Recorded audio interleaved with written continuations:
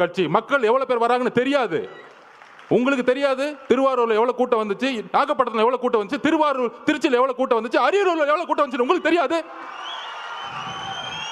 தெரியலனா உள்துறை அமைச்சர் ரிசைன் பண்ணிட்டு போங்க. அப்புறம் ஏன் முதலமைச்சரா இருக்கீங்க? மக்களோட பாதுகாப்புக்கு உங்களுக்கு வந்து கொடுக்கறதுக்கு தைரியம் இல்லைன்னா ஏன் ரிசைன் பண்ணிட்டு போயிடுங்க. இப்பயே நாங்க 41 உறவுகளை இழந்திருக்கோம். எங்களுக்கு தெரியும் அந்த வழி. எங்களோட குடும்பம் ஒட்டுமொத்த மாவட்ட செயலாளர் மதி மேல தவறுன்னு சொன்னா அப்புறம் எதுக்கு முதலமைச்சர் ஒருத்தர் இருக்கீங்க? ஒரு இன்டெலிஜென்ஸ் எதுக்கு இருக்கு? ஆதவர்ஜன சாப்பிட்டாரா தூங்குறாரா பாக்குறதுக்கா இல்ல தலைவர் வீட்டு விட்டு வெளியே வந்தாரா பாக்குறதுக்கா இன்டெலிஜென்ஸ் இருக்கு? ஒட்டுமொத்த காவல்துறையும் செயல் இழந்திருக்கு இன்னைக்கு. அதுல ஒருத்தர் நமக்கு அட்வைஸ் சொல்றாங்க, கரூர் வந்து மோசமான ஏரியான்னு உங்களுக்கு தெரியாதா?